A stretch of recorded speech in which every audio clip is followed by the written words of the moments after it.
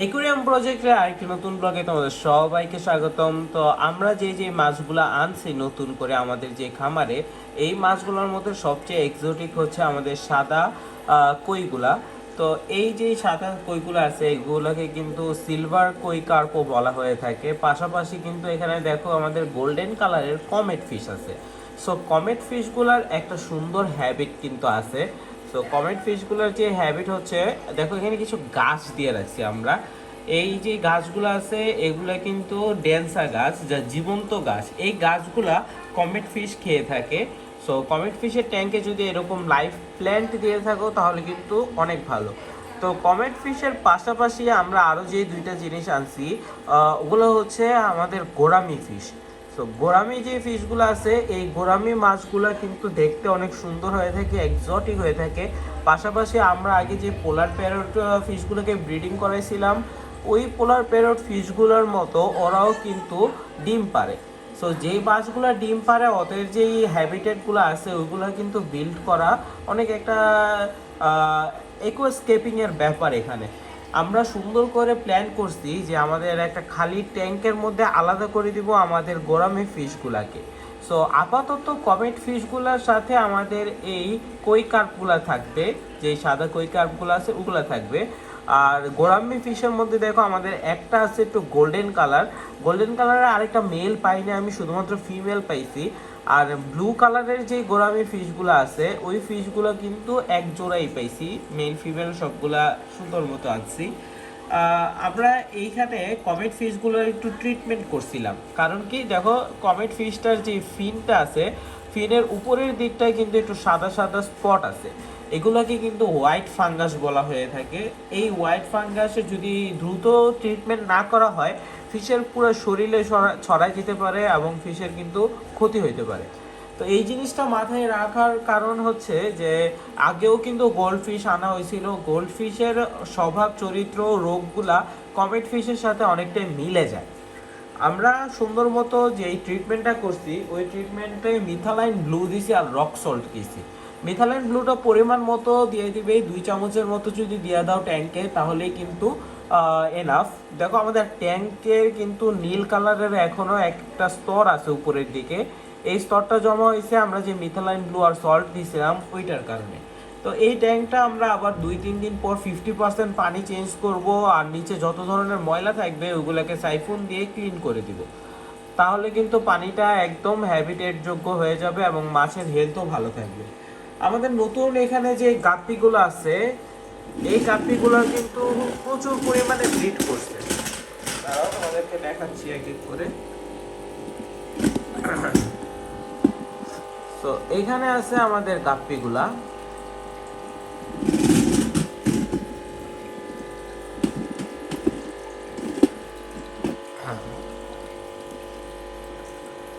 এখানে আমাদের মিক্স গাপ্পি আছে, তারপর ফ্যান্সি গাপ্পি আছে। আগে কিন্তু এই পুরো একুরিয়াম প্রজেক্টটাতে আমরা সেগমেন্ট আকারে সবগুলা গাপ্পিকে রাখছিলাম আলাদা আলাদা করে। এক ট্যাঙ্কের মধ্যে মনে করো রাখছিলাম আমরা অ্যালবিনো, পিঙ্ক মোজাইক যে ফ্যান্সি গাপ্পিগুলো ছিল ওইগুলাকে, তারপর কৈটক্সিডো, আরটিপি আলাদা আলাদাভাবে রাখছিলাম। কিন্তু মাঝখানে কিন্তু আমরা এই সবগুলো সেগমেন্টকে আলাদা করে দিয়েছিলাম আর এক করে ফেলছি। এক করার কারণ হচ্ছে যে অনেকগুলো ফিশ আমাদের সেল দেওয়া হয়ে গেছে। এই প্রজেক্টটা বন্ধ করে দেওয়ার একটা পরিকল্পনা ছিল, আমি দেশের বাইরে চলে যেতাম। এই কারণে কিন্তু এই ফুল একুরিয়াম প্রজেক্টটা আমরা চাইছিলাম যে একদম ক্লোজ করে দিব, ছোট আকারে কিছু কিছু মাছ থাকবে। এই জন্য ফুল একুরিয়ামের যত সদস্য ছিল আমরা কিন্তু কমায় ফেলছিলাম। তবে আনফরচুনেটলি কিছু কারণবশত ওই জিনিসটা আর হয় নাই, যার কারণে আবার আমরা নতুন করে স্টার্ট আপ দিতেছি। আমাদের যে ফিশগুলো ছিল, ট্যাঙ্কগুলো ছিল, ওইগুলোকে আবার সুন্দর করে রিডেকোরেট করতেছি এবং মাছগুলোকে আবার ব্রিডিংয়ের জন্য আমরা প্রস্তুত করতেছি। তো এখানে আমরা সবগুলা গাপ্পি রাখছি, আর গাপ্পির যে ব্রিডিংয়ের জন্য একটা ব্রিডিং বক্স দেওয়া হয়েছে। সো একটু আগে যে বললাম পোলার প্যারট গোরামির কথা, ওরা যেহেতু ডিম দেয় তো ডিম থেকে বাচ্চা ফোটায়, আর ওরা নিজেদের বাচ্চারা নিজেরা সাধারণত প্রথম দিকে খায় না। আর গাপি মাছের সমস্যা হচ্ছে ওরা কিন্তু ব্রিডিংয়ের দেওয়ার পর সাথে সাথে কিন্তু ওরা ওদের বাচ্চাগুলোকে খাওয়া শুরু করে। এই জিনিসটা যদি প্রতিরোধ করতে চাও এবং বাচ্চাগুলো সবগুলাকে ভালো মতো সার্ভাইভ করাতে চাও, তাহলে কিন্তু ব্রিডিং বক্সের কোনো বিকল্প নেই। আমাদের অ্যালবাইনো পিঙ্ক মোজাইক যেই গাপ্পিটা ছিল, ওই গাপ্পিটা থেকে আমরা কালকে 50টার মতো বাচ্চা পাইছি। তো এই ব্রিডিং বক্সের মধ্যে কিন্তু সবগুলো বাচ্চা দিছিল। ব্রিডিং বক্সের বাচ্চাগুলোকে আমরা আলাদাভাবে সরাই অন্য ট্যাঙ্কের মধ্যে রেখে দিয়েছি, আর আবার নতুন করে একটা ফিমেলকে এখানে রাখা হয়েছে যাতে নেক্সট টাইম আবার ব্রিড করে বাচ্চাগুলোকে সার্ভাইভ করাইতে পারি। তো এরকম ব্রিডিং বক্স তোমরা দারাজ অনলাইন শপ থেকেও নিতে পারো, পাশাপাশি কাটাবন পেট শপ যে আছে ওখানেও নিতে পারো। আমি যখন কিনছিলাম তখন প্রাইস পড়ছিল 300 টাকার মতো, এখন বর্তমানে হয়তো বা একটু আপ ডাউন হইতে পারে।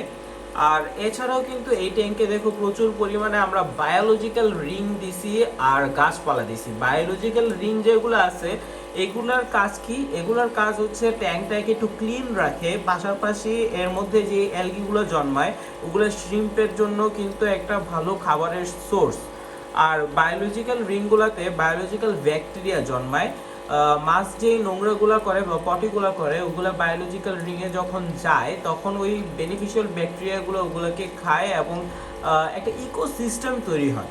ওই বেনিফিশিয়াল ব্যাকটেরিয়াগুলো মাছের হেলথের জন্য কিন্তু অনেক উপকারী এবং ভালো। তো এই কারণে আমি চেষ্টা করি সবসময় এই বায়োলজিক্যাল রিংগুলা আমাদের ট্যাঙ্কের মধ্যে যথেষ্ট পরিমাণে দেওয়ার জন্য।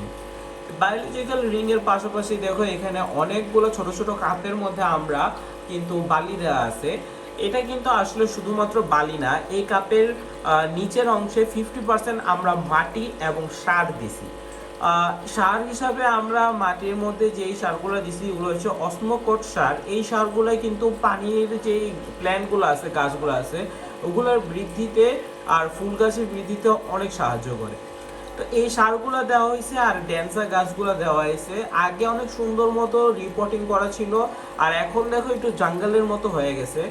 আমরা অতি শীঘ্রই ট্যাঙ্কটাকে একটু ক্লিন করব, পাশাপাশি যে গাছগুলো আছে ওগুলোকে কাটিং করে প্রত্যেকটা পটের মধ্যে আমরা আলাদা আলাদা করে রিপোর্টিং করে দেবো।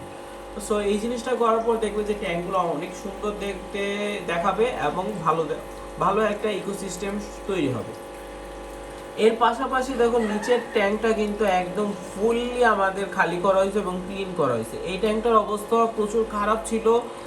এই ট্যাঙ্কটার মধ্যে আমরা যে তোমার ময়লা ছিল, বালিগুলো ছিল, সবগুলোকে রিমুভ করে ফেলছি। বালিগুলোকে সুন্দর করে ক্লিন করে রোদে শুকানো হবে যাতে কোনো ধরনের জার্ম না থাকে বা জীবাণু না থাকে। অ্যান্ড দেন আমরা আবার ওই বালিগুলোকে এখানে দিব, আর গোরামির জন্য আমরা সেট আপ করবো একটা সুন্দর একটা হ্যাবিটেট যাতে গোরামি ফিশগুলো ব্রিডিং করতে পারে। আর একটা জিনিস হয়তো বা খেয়াল করছো যে সবগুলো ট্যাঙ্কেই কিন্তু আমরা অ্যাকুয়ারিয়াম হিটার ব্যবহার করছি। এর কারণ কি? এর কারণ হচ্ছে এখন কিন্তু শীতকাল। সো বাংলাদেশে এই যে উইন্টার সিজন আছে, উইন্টার সিজনে কিন্তু প্রচুর পরিমাণে দেখা যায় যে ফিশ মারা যায়। ফিশ মারা যাওয়ার প্রধান কারণ হচ্ছে যে ওয়াটার টেম্পারেচার। পানির যে টেম্পারেচারগুলো আছে ওইগুলো যখন সিজনের সাথে সাথে চেঞ্জ হয় তখন কিন্তু ফিশের যে খাবার আছে, তারপরে ওদের যে হ্যাবিটগুলো আছে ওগুলো চেঞ্জ হতে শুরু করে এবং নানা ধরনের রোগ দেখা দিতে শুরু করে। সো একটা নির্দিষ্ট অ্যামাউন্টের যদি তোমার ওয়েদার থাকে বা টেম্পারেচারটা থাকে তখন কিন্তু মাছের তেমন কোনো সমস্যা হয় না। যেহেতু শীতকাল আসতেছে মাছের মধ্যে ফিন রড দেখা দিতে পারে, তারপর তোমার হোয়াইট ফাঙ্গাস দেখা দিতে পারে। এগুলো হচ্ছে তোমার তার ড্রপসি গাপ্পির মধ্যে আর মলি ফিশের মধ্যে সবচেয়ে বেশি দেখা যায়। তো এই রোগগুলো যদি প্রতিরোধ করতে চাও তাহলে শীতকালে অ্যাকুয়ারিয়াম হিটার দিলে সবচেয়ে বেটার এবং সবচেয়ে ভালো। দেখবে যে সবসময় কিন্তু শীতকালে দেখা যায় যে আমরা যখন মার্কেট থেকে মাছ সংগ্রহ করতে যাই বা কিনতে যাই তখন দেখা যায় যে প্রাইস অনেক লো থাকে। ডিসকাউন্ট বা অন্যান্য জিনিস বলে বলে মাছগুলো সেল দিয়ে দেওয়ার চেষ্টা করে। এর কারণ কি? ম্যাক্সিমাম ফিশ এই টাইমটাতে অসুস্থ বা সিক থাকে। সো যেই ট্যাঙ্কগুলোতে দেখবা যে তোমার অ্যাকুয়ারিয়াম হিটার আছে ওই ট্যাঙ্কগুলোর ফিশের সিক হওয়ার সম্ভাবনা কম। কজ ওরা একটা কিন্তু পারফেক্ট টেম্পারেচারে আছে, আর টেম্পারেচারে থাকলে বেশিরভাগ সময় দেখা যায় ফিশের হেলথ খুব ভালো থাকে এবং অ্যাক্টিভিটি অনেক ভালো থাকে। সো যখনই অ্যাকুয়ারিয়াম শপ থেকে কোনো মাছ কিনতে যাবা দেখবা যে অ্যাকুয়ারিয়াম হিটারটা অন আছে নাকি নাই বা অ্যাকুয়ারিয়াম হিটারটা আছে কিনা। যদি থাকে তাহলে ওই মাছগুলোর অ্যাক্টিভিটি 5 বা 10 মিনিটের মতো লক্ষ্য করবা যে ভালো মতো সুইম করতেছে কিনা, নাকি খাবার টাবার দিলে ওগুলো খাচ্ছে কিনা, এগুলো সব দেখে এরপর নিবা। এর কারণ হচ্ছে যে যখন মাছ একটা অসুস্থ থাকবে, যে কোনো অ্যাকুয়ারিয়ামের এক কর্নারে গিয়ে বসে থাকবে, ওর অ্যাক্টিভিটি তেমন একটা থাকবে না, লড়াচড়া করবে না, সুইম করবে না, সাঁতার কাটবে না। সো এই জিনিসটা খেয়াল রাখো। আর ট্যাঙ্কে দেখো ছোট ছোট চিংড়ি মাছ আমরা রাখছি, পাশাপাশি একটা বড় অ্যাপেল স্নেল আছে। এইগুলা কেন? প্ল্যান্টেড ট্যাঙ্ক যখন তোমরা সেট আপ দিবা তখন কিন্তু একটা জিনিস লক্ষ্য রাখতে হবে যে এলগি হয়। এলগিটা কি? শ্যাওলা। সো গাছ যখন তোমার কিছু কিছু গাছ আছে ডিকম্পোজ হয়ে যায়, বা ওয়াটারে যখন তোমার অতিরিক্ত লাইটের কারণে শ্যাওলা জন্মায়, সো এই শ্যাওলাগুলো কিন্তু ট্যাঙ্কে একদম তোমার ঘোলা করে ফেলে, যার কারণে গ্লাসগুলো তোমার ঘোলা হয়ে যায়, মাছগুলোকে দেখতে সুন্দর লাগে না। পাশাপাশি যেই তোমার একটা এখানে মাছের যে শ্যাওলার কারণে কিন্তু তেমন বেশি সমস্যা হয় না মাছের শরীরের বা হেলথের, কিন্তু একুরিয়ামের যে অন্যান্য গাছগুলো আছে সেগুলো সমস্যা হয়ে যায়। অতিরিক্ত শ্যাওলা হয়ে গেলে দেখা যায় যে গাছগুলো কিন্তু তোমার ডিকম্পোজ হওয়া শুরু করে, আর অ্যামোনিয়া সৃষ্টি হতে পারে। যখনই তোমার গাছগুলো মারা যাবে, ওই গাছগুলোর মৃত অংশ থেকে অ্যামোনিয়া সৃষ্টি হবে এবং অ্যামোনিয়া ব্লাস্ট হবে। তো ওই টাইমটাতে কিন্তু দেখা যাবে পানির কোয়ালিটি নষ্ট হয়ে যেতেছে। সো এই পানির কোয়ালিটিগুলো যদি ঠিক রাখতে চাও এবং একেবারে গ্লাসগুলোকে একদম ক্রিস্টাল ক্লিয়ার সুন্দর রাখতে চাও, আর পানিগুলোর কোয়ালিটিও ঘোলা না, একদম ক্রিস্টাল ক্লিয়ার রাখতে চাও, সেই ক্ষেত্রে ব্যবহার করতে হবে 3টা জিনিস। সেই 3টে জিনিস কি? একটা হচ্ছে শ্রিম্প। ছোট ছোট শ্রিম্প পাওয়া যায়। কিছু কিছু শ্রিম্প আছে লাল কালার, গোল্ডেন কালার, নীল কালার, সাদা কালার, এরকম হয়ে থাকে। আমাদের কাছে আগে প্রচুর পরিমাণে কালারফুল শ্রিম্প ছিল, তবে যখন একসাথে রাখছিলাম সবগুলো শ্রিম্পকে, তখন ওরা যখন ব্রিডিং করছে, ওদের কিছু কিছু বাচ্চা তোমার মিক্স কালারের হয়েছিল, দেখতে অনেক সুন্দর হয়েছিল, কিন্তু এর পরবর্তীতে ওই বাচ্চাগুলো যখন আবার ব্রিডিংয়ে গেছে সবগুলোর কালার ব্রাউন বা ব্ল্যাক হয়ে গেছে। এই জিনিসটা খেয়াল রাখবা যে কালারফুল শ্রিম্পকে কখনোই একসাথে রাখা যায় না।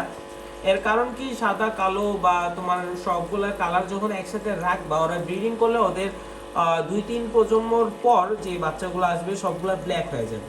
তবে রেড কালারের গুলো যদি শুধু রেড কালারের ট্যাঙ্কে রাখো তাহলে শুধু রেড কালারের শ্রিম্পই পাবা, ব্লু কালারের শ্রিম্পও পাবা যদি আলাদা আলাদা ভাবে রাখো। তবে একসাথে সবগুলো কালারের শ্রিম্প রাখলে দেখা যাবে কিছু প্রজন্ম পর ওগুলা সবগুলার কালার তোমার হয়ে যাইতেছে ব্ল্যাক। এই জিনিসটা খেয়াল রাখবা। আর মিক্স গাপ্পি যেই জিনিসটা আছে, মিক্স গাপ্পির ভ্যালু খুব কম বাজারে। আমরা এখানে যে ফ্যান্সি গাপ্পিগুলোকে মিক্স করছি, এগুলাকে আস্তে আস্তে আমরা আবার সরাই ফেলবো, সরাইয়া শুধু মিক্স গাপ্পিগুলোকে এক ট্যাঙ্কে রাখবো আর ফ্যান্সি গাপ্পিগুলোকে আলাদা করে ফেলবো।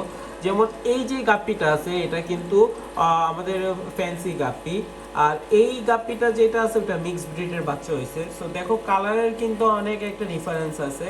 পাশাপাশি মিক্স গাপ্পিগুলো যখন তোমার বাচ্চা দেয় ওগুলোর কালার মিক্স হয়ে গেলে ওগুলোর প্রাইস এবং ভ্যালু কমে যায় ফ্যান্সি গাপ্পিগুলোর তুলনায়। একটা ফ্যান্সি গাপ্পি দেখা যায় যে 400 থেকে স্টার্ট হয় প্রাইস, 1000-1200 পর্যন্ত আছে। আর মিক্স গাপ্পি কিন্তু অ্যাভারেজে 40 টাকা 50 টাকা এরকম করে প্রাইস হয়। তো মিক্স গাপ্পির ভ্যালু কমে যায়, এই জন্য আমরা কিন্তু ফ্যান্সি গাপ্পিগুলোকে আলাদা করে দিব। আমাদের এখানে 5-6 প্রজাতির ফ্যান্সি গাপ্পি আছে, RTP, koi tuxedo, albino pink mosaic, blue galaxy. তো এই মাছগুলো সবগুলোকে আমরা সিলেক্ট করে করে আবার আমাদের আলাদা আলাদা ট্যাঙ্কে দিব। যেহেতু ট্যাঙ্কগুলো রেডি করা নাই তাই এক এক করে ট্যাঙ্কগুলো রেডি করতেছি। তো এই ছিল আমাদের গাপ্পির যে সেট আপ, ওই সেট আপের সবগুলো ডিটেলস এবং ইনফরমেশন। এই যে খালি কাপগুলো দেখতেছো, এই কাপগুলোতে আমরা প্ল্যান্টেড সেট আপ দিব, নতুন নতুন কিছু প্ল্যান্ট আনারও কিন্তু পরিকল্পনা আছে। তো ওই প্ল্যান্টগুলো আমরা ইনশাল্লাহ অনেক তাড়াতাড়ি আনবো। আর উপরের যে ট্যাঙ্কটা দেখো, এটা রিসেন্টলি আমরা কিন্তু উপরের এই ট্যাঙ্কটাকে সেট আপ দিছি। তো এই উপরের ট্যাঙ্কটাকে তোমাদেরকে দেখাচ্ছি, জাস্ট ওয়েট আ মিনিট।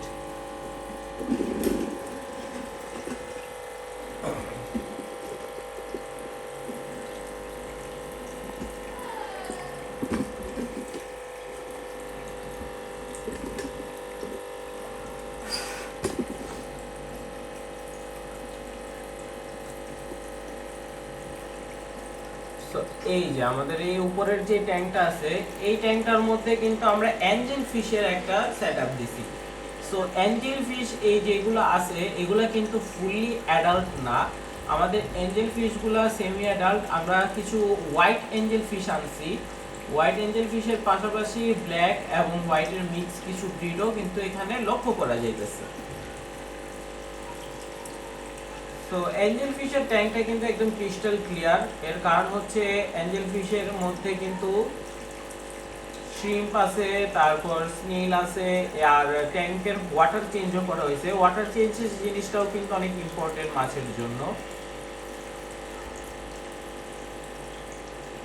তো অ্যাঞ্জেল ফিশের পাশাপাশি এখানে আমরা কিছু জিব্রা ফিশ আছে, 3টা জিব্রা ফিশের বাচ্চা ছাড়ছিলাম। জিব্রা ফিশগুলা বেশিরভাগ সময় তোমার হাইড করে থাকে, তবে রাতের দিকে ওরা তোমার দেখা যায় জিব্রা ফিশগুলোকে অনেক সুন্দর মতো। আর অ্যাঞ্জেল ফিশের একদম পাশেই আমাদের যে ট্যাঙ্কটা আছে, এই ট্যাঙ্কটার মধ্যে আমাদের রাখা আছে পোলার প্যারট ফিশ। তো এই পোলার প্যারট ফিশ আমাদের একুয়ারিয়ামের সবচেয়ে এক্সোটিক ফিশ ছিল। ওদের যে প্যারেন্টসগুলো ছিল, ওই ওদের বাবা মা প্রায় 50টা 60টা করে কিন্তু বাচ্চা দিত। অনেকগুলো বাচ্চা আমরা পাইছি। আর এখানে সাপের মতো যে এই মাছটাকে দেখতে পাইতেছো, এই মাছটা হচ্ছে লোচ ফিশ। আমরা একটু দেখানোর চেষ্টা করি আমাদেরকে লোচ ফিশ গুলাকে।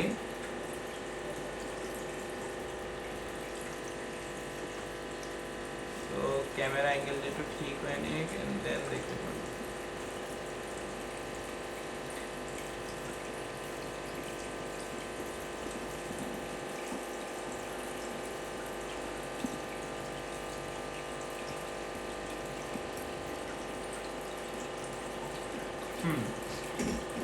সো এই যে একটু আমরা একদম এই সাইডে দেখা যেতেছে যে আমাদের লোচ ফিশটা আছে।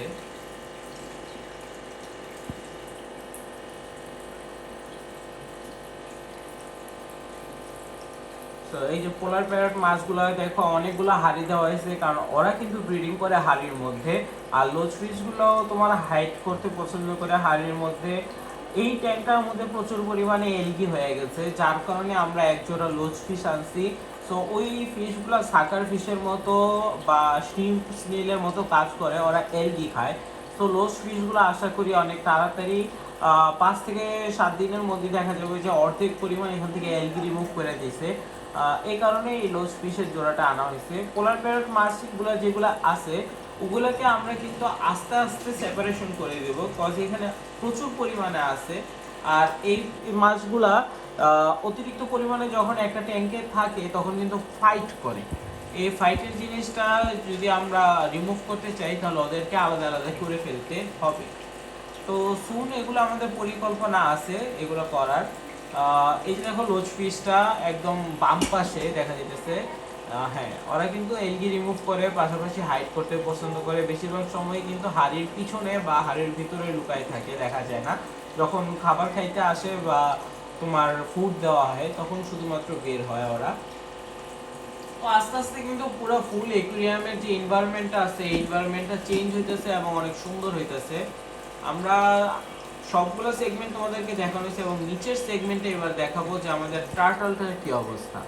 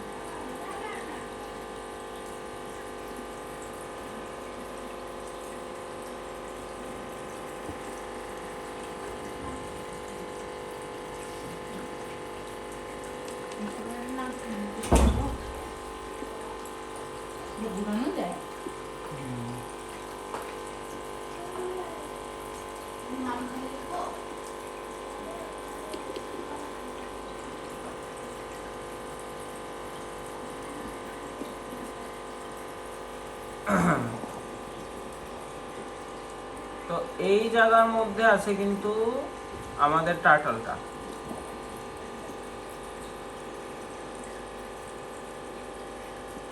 সো এটা হচ্ছে আমাদের টার্টল সেটআপ। দেখতে পেতেছো যে আমরা সুন্দর মতো কিন্তু একটা টার্টলের একটা সেটআপ দিছি। তো কচ্ছপের যে ব্যাপারটা হচ্ছে, কচ্ছপ কিন্তু তোমার মাটি এবং ডাঙা দুই জায়গাতেই থাকে। যার কারণে ওদের দেখা যায় যখন খাবার দেওয়া হয় ওরা পানিতে গিয়ে খাবারগুলো খায়। আর যখন তোমার খাবার খাওয়া শেষ হয়ে যায় তখন ওরা সানবেথ বা তোমার সূর্যালোকের নিচে থাকতে পছন্দ করে। আর এই কারণেই কিন্তু এখানে আমরা অনেক সুন্দর করে তোমার স্যান্ড দিয়ে দিছি, বালু দিয়ে দিছি। এখানে কিছু টয় দিয়ে দিছি, দেখো কচ্ছপটা যাতে লোনলি ফিল না করে। ওর একটা পার্টনার আমরা খুঁজতেছি, যদি পার্টনার পাই তাহলে পার্টনার দেওয়ার চেষ্টা করব। আর ওইখানে একটা ছোট্ট করে একটা সুইমিং পুলের মতো তৈরি করে দিছি। মূলত এই কচ্ছপের সেটআপটা এখানে দেওয়ার কারণ হচ্ছে আমাদের এই ট্যাঙ্কটার নিচে ফেটে গেছে, তো পানিগুলো এখানে তো আর দেওয়া সম্ভব না।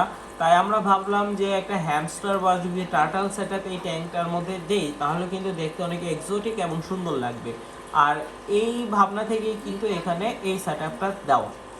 সো মোটামুটি তোমাদের আজকে অনেকগুলো আপডেট দেওয়া হয়েছে, তো এরকম আরও আপডেট ইনশাল্লাহ আমরা দেওয়ার চেষ্টা করব। যদি এই আপডেটগুলো মিস না করতে চাও তাহলে অবশ্যই চ্যানেলটি সাবস্ক্রাইব করে সাথেই থাকো। আর ইনশাল্লাহ নেক্সট ব্লগে কি কি দেখতে চাও তোমরা, কোন ফিশের আপডেট বা ব্রিডিং প্রসেস জানতে চাও, ওগুলো কমেন্ট বক্সে জানাতে পারো। তো দেখা হচ্ছে অন্য কোনো দিন, অন্য কোনো সময়ে, নতুন কিছু নিয়ে, নতুন কোনো আপডেট নিয়ে।